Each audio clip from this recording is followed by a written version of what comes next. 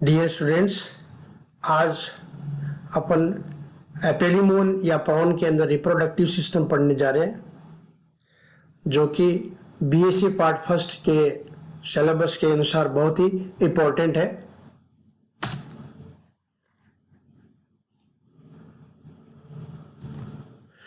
पेलिमोन is a unisexual animal. Prawn के अंदर mail और फीमेल है वो अलग अलग होते हैं। Male and female animal show many morphological differences. इन दोनों मेल और फीमेल के अंदर है वो मॉर्फोलॉजिकल डिफरेंसेस होते हैं, उनमें बहुत सारे अंतर होते हैं। उन अंतरों को अपन बाहर से देख करके भी पहचान सकते हैं।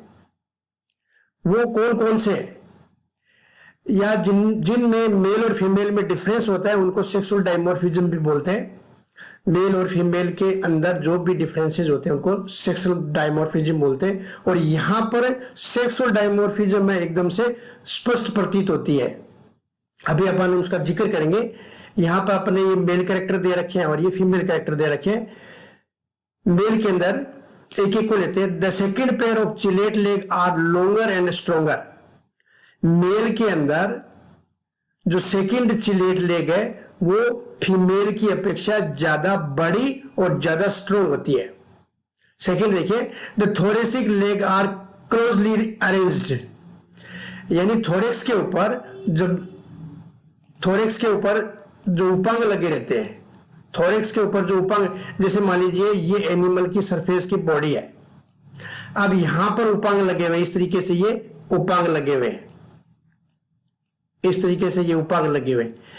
ये the thoracic leg are closely arranged. Male के अंदर ये जो थोरेसिक लेग है वो पास पास में होती है, ठीक है। यानी इनके अंदर बीच में जो गैप है वो बहुत कम होता है। अगर फीमेल को देखेंगे तो फीमेल में क्या लिख रखा है, the thoracic legs are closely arranged. जैसे मान लीजिए ये उसका थोरेक्स है तो यहां पर क्या होगा, लेग्स आर क्लोजली अरेंज्ड। यहां पे जैसे एक लेग ये निकली हुई है, दूसरी इसके एकदम पास में निकली हुई है, तीसरी इसके पास में निकली हुई है, चौथी इसके पास में निकली हुई है। यहां गैप ज्यादा है, यानी मेल के अंदर यहां पे ये मेल है और ये फीमेल।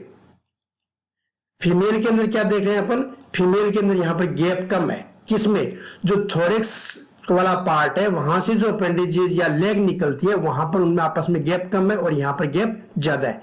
थर्ड देखिए, second pair of pleopod has appendix मैस्कुलाइना।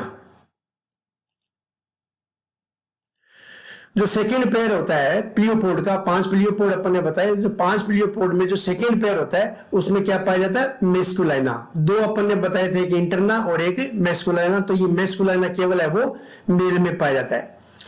चौथा देखिए, the male genital opening are present on the arthropodial membrane of the last pair of walking leg. यहां पर मेल जेनाइटल पोर क्या है, फिफ्थ वॉकिंग लेग पे होता है, और यहां पे फीमेल जेनाइटल पोर है वो थर्ड वॉकिंग लेग की कोक्षा पे पाया जाता है। ये थर्ड वॉकिंग में और ये मेल में 5वीं टांग पर है। इसके अलावा क्या अंतर है, ये आर्थ्रोपोडियल मेम्ब्रेन के ऊपर होता है और ये कोक्षा के ऊपर होता है।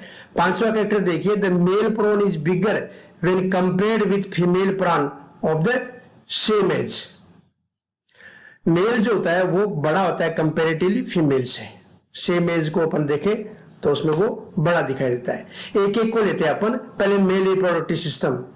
The male reproductive system has well developed male reproductive system. It has the following part. Testis, सबसे पहले आता है testis. They are 2 in number, they are long and narrow, they are present on the posterior half of the hepatopancreas and beneath the pericardial sinus and heart। यानी ये संख्या में 2 होते हैं, लंबे होते हैं, संकरे होते हैं, लंबे के साथ में संकरे भी है। और इनकी पोजीशन क्या है, हिपेटोपेंक्रियाज के पीछे और जो पेरिकार्डियल साइनस है उसके और हार्ट के नीचे। Anteriorly they extend up to the renal sac. अगर आगे की तरफ अपन देखें तो ये रीनल सैक तक चला गया है। रीनल सैक का पोर्शन का लगभग एंटीना के अंदर, और पोस्टीरियर पीछे की साइड में देखें तो ये फर्स्ट एब्डोमिनल सेगमेंट तक होता है।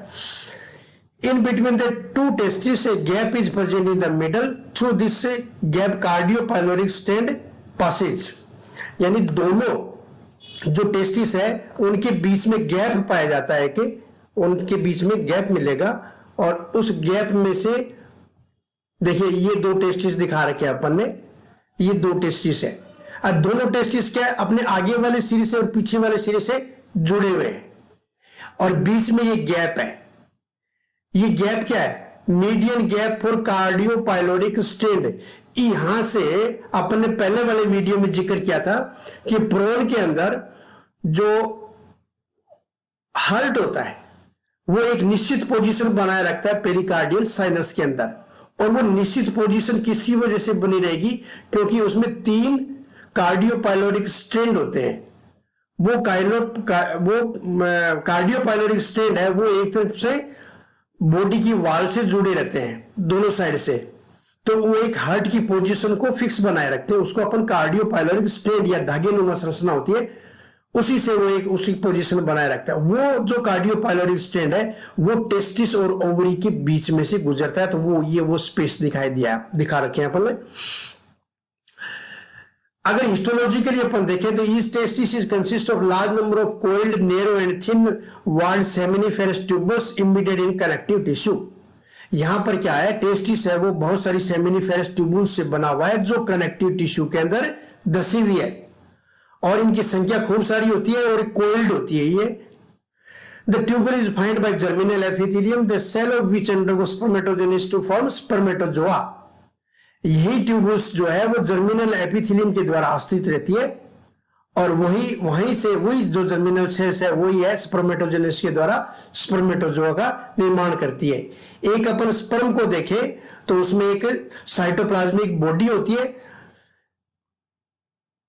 लार्ज होती है, डार्क, और उसमें क्रिसेंटिक न्यूक्लियस पाया जाता है और एक ब्लंट टेल पाई जाती है। तो ये न्यूक्लियस है जिसमें ये स्पर्म है, और स्पर्म के अंदर एक बड़ा सारा हेड दिखा रखा है अपन ने और एक टेल पाई जाती है।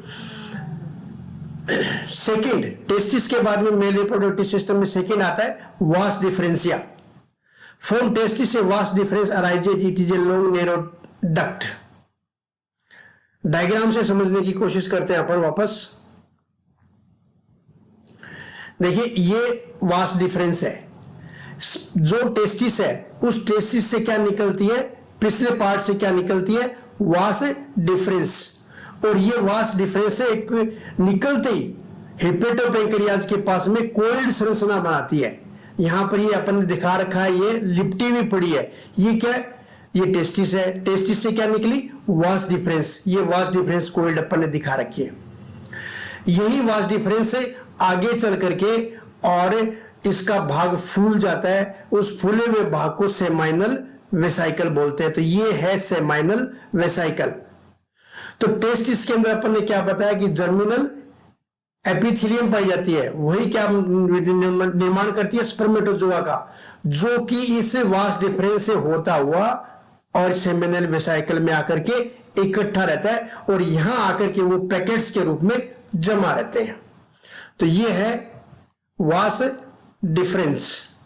वास डिफरेंस के बाद में अपन ने सेमिनल वेसाइकल बताया, और सेमिनल वेसाइकल को क्या बताया कि जो 5वीं जोड़ी टांग होती है मेल के अंदर, वहां पर जाकर के ये फूल जाती है और क्या बनाती है, सेमाइनल वेसाइकल। और उसके बाद में मेल जेनाइटल पोर, वही 5वीं जोड़ी टांग के ऊपर क्या पाया जाता है, मेल जेनाइटल पोर।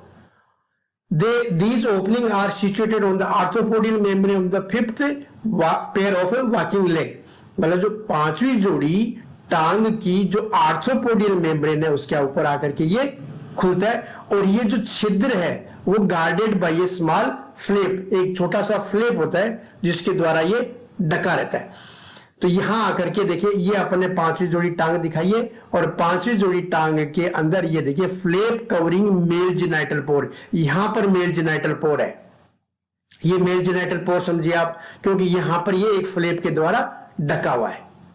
यहां पर अपन ने ये इसकी हिस्टोलॉजी दिखाई है। इस हिस्टोलॉजी में क्या है, सेमिनिफेरस ट्यूबुल्स है खूब सारी, जर्मिनल एपिथेलियम के द्वारा ये आश्रित है, जर्मिनल एपिथेलियम के द्वारा आश्रित है, और यही जर्मिनल एपिथेलियम स्पर्मेटोजेनेसिस के दौरान स्पर्मेटोजोआ का निर्माण करती है। तो ये अपन ने खूब सारे यहां पर बीच में दिखा रखे हैं, और इस प्रकार इससे इसमें न्यूक्लियस का निर्माण होता है। उसके बाद में आता है female reproductive system. Female reproductive system में क्या है, it contains a pair of ovaries and oviduct. दो ही संरचना है, एक पेयर तो ओवरी है और एक ही पेयर क्या है, ओविडक्ट है।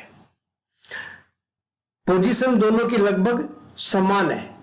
फीमेल रिप्रोडक्टिव सिस्टम देखिए, यहां पर ये अपन ने दो ओवरी दिखा रखी है, एक ओवरी ये है, यहां तक एक ओवरी है और दूसरी ओवरी इसके पास में, दोनों ओवरी के बीच में ये गैप दिखा रखा है, वही सेम चीज है। कौन सा, कार्डियोपाइलोरिक स्टेंट यहां से गुजरता है, इसलिए ये यहां पर गैप दिखा रखा है।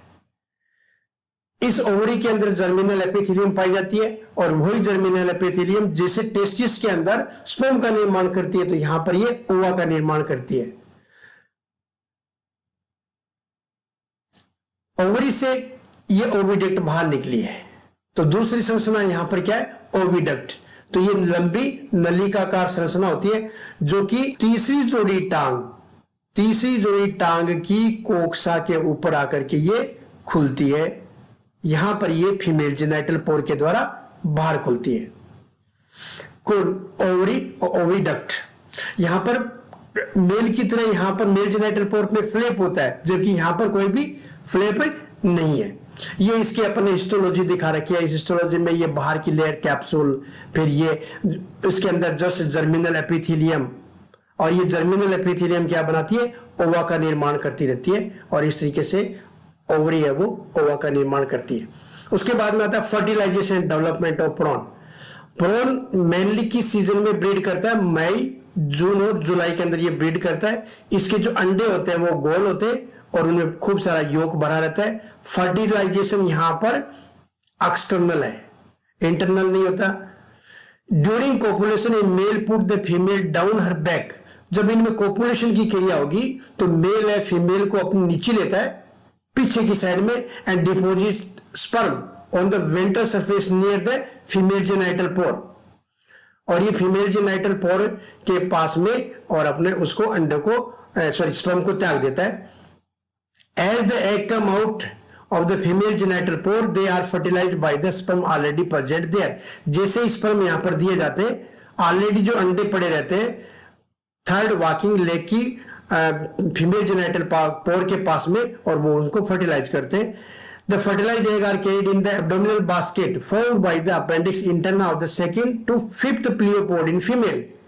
अब जो ये फर्टिलाइज अंडे हैं वो फीमेल की सेकेंड और फिफ्थ प्लियोपोड है, दूसरे तीसरे चौथे पांचवा जो प्लियोपोड है उसकी इंटरना के ऊपर, उसकी अपेंडिक्स इंटरना के ऊपर ये धारण किए रहते हैं, और वहीं पर इनका डेवलपमेंट होता है जो कि डायरेक्ट होता है। और जो नया यंग निकलता है, न्यूली हैज्ड जो है, वो बिल्कुल अडल्ट के जैसा होता है, हालांकि साइज छोटी होती है और इसमें कई बार मोल्ट होते हैं, मोल्टिंग की क्रिया होती है। The adult form is reached after a series of molt and leave the abdominal basket to lead a free life।